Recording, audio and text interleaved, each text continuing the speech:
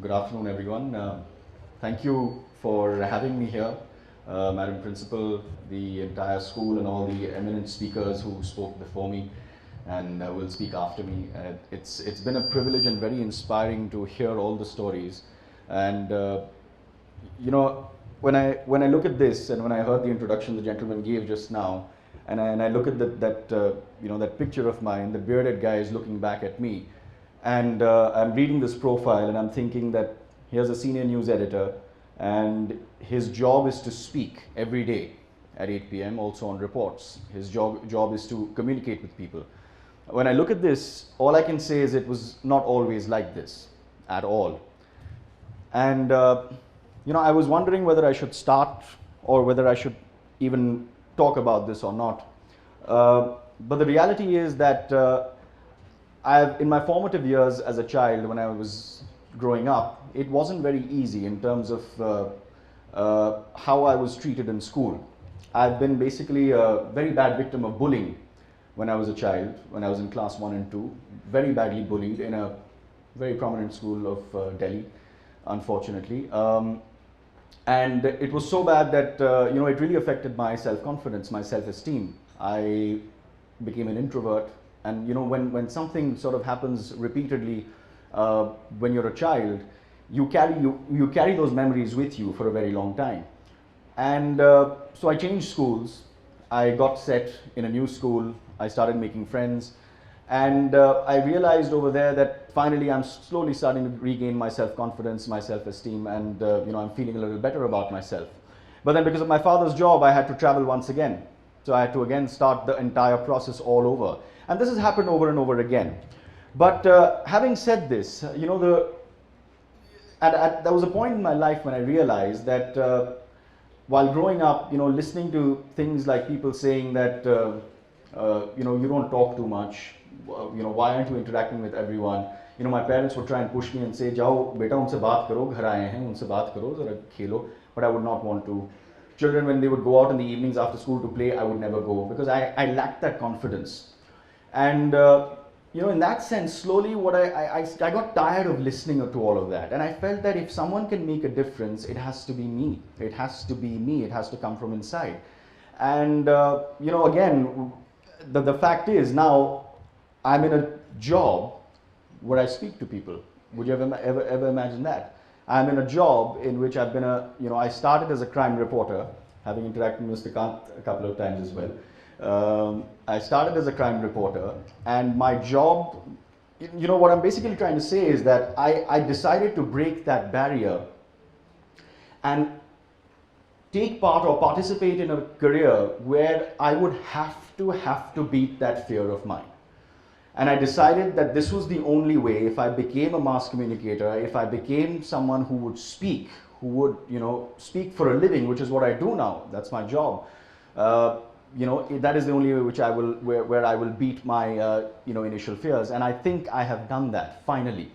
And it's been 12 years in this profession where I have constantly sort of, I've covered lots of areas. My area of specialization has been conflict.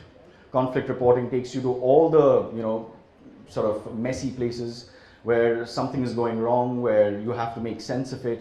And the biggest point is to communicate over there, where you have to communicate.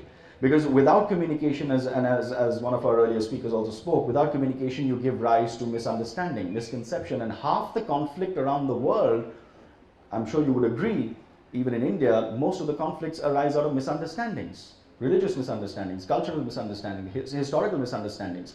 Most of the conflicts arise from misunderstandings. So how do you plug that misunderstanding? You plug it with communication, where the role of a media person is extremely important. And in that sense, I've been to the borders of India to report on conflict. I've spent a lot of time in Kashmir.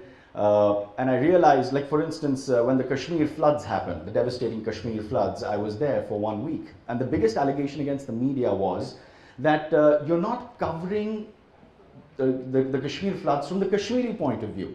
You're only doing it sitting on those army choppers, traveling around and tracking how the Indian government is is ensuring all the supplies are there. There was great work that was being done by security forces, but it is always important to also communicate with the people, because the sense that people got was that people in Kashmir are very angry that no one is doing anything about it. So when I went, I communicated with them, I decided that I have to leave where you are and go right deep into the people. So all those initial years of inhibition, of not talking to people, all came back, because at that time I felt that this is where I need to test myself every day. With every assignment that I get, I need to test myself. How do I test myself? I speak to people. I go and I beat that initial inhibition, which I don't have anymore, and I try and forge relationships. Relationships that I ensure I will always carry with me and I will not forget. The visiting cards that you give me, I will always ensure that there is some relationship that exists forever, because it is all about relationships. It is all about how you forge bonds, because that is how you function as a society, and a stronger bond means a stronger society. And at a time when unfortunately headlines dominate about divisions and politics, I think that's where I bring it back to communication. And basically what I'm trying to say is that it's all about breaking the barrier of what you feel is your biggest challenge. My challenge was speaking to people. My father would be told by relatives saying, Mukharji sahab, aapka beta bolta nahi hai, aapka beta baat nahi karta, kya ho gaya? I was also sort of short in height. I'm not saying I'm like lamba choda now, but I was all short in height, and I would always be a little inhibited. But all of that added on to it. So I also feel somewhere in my subconscious, I wanted to beat that. And that's why this profession attracted me. Because it meant that I would have to beat that barrier. I would have to break it every day of my life, speaking and talking to people in the most difficult circumstances, in riot situations, where anything you say can go wrong. So you have to be very careful about how you speak. And that's my profession. So I've ensured that I practice that and I break a barrier every day and create that domino effect for myself. So one barrier broken, dominoes topple. And only recently, this show that you're saying, News 360, it airs every day at 8 p.m. in the evening. What we basically decided to do with all the editors is we decided that, right now what do you do? When you switch on the television in the evenings on a news channel, all you see are windows and lots of conversations where everyone's yelling at each other. Am I right? Most of the time. There you go. Everyone agrees. But you will still watch it because it's entertaining, right? But the reality is, we felt that news channels are not going back to the basics. News channels are supposed to be news. You're supposed to give the news. What happened in India? What happened in the world? What something good did? Maybe, Mr. Kalra has adopted another brilliant project which needs to be spoken about. You heard he was the second speaker who gave this beautiful presentation about the kind of good that is there in our society. And that is where we decided on India 360, every day, if you tune in, you'll see at 8 p.m. what we do is, we compile, we don't talk to a single reporter, we don't talk to a single politician, we don't talk to a single analyst.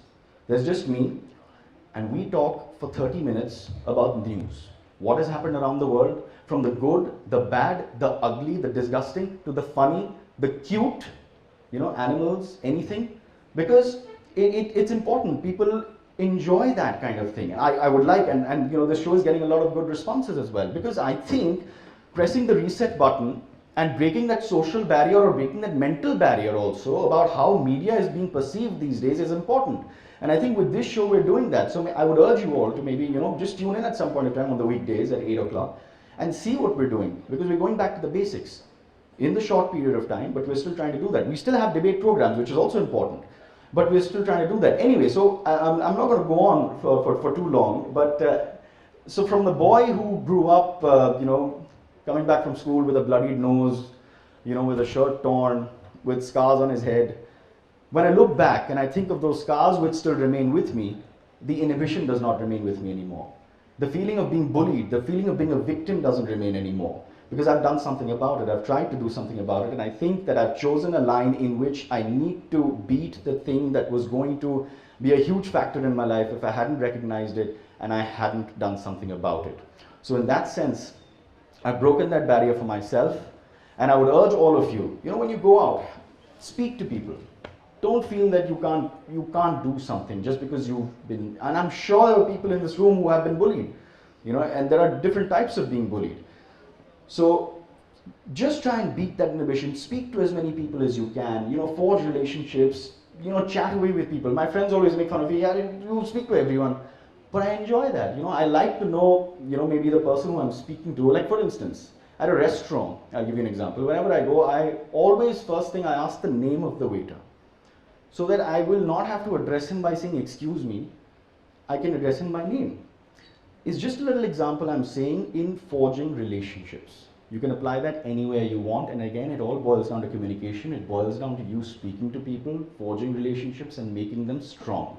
You feel good, the other person feels good, you function together, and at a time when we're talking about unity, again, I think these are very important aspects. So I have felt this, and in a position that I'm in now, where I feel that I have been given a platform where I can speak to people on a national news channel, I would like to bring out these values. In my reportage, where I report on sensitive issues like conflict, I like to bring out these values. I don't simply will report on what is happening. I will report on a situation which will try and make a difference to the people who are present on location. Not just as the victims, but what really can be done as awareness. Our job is to create awareness.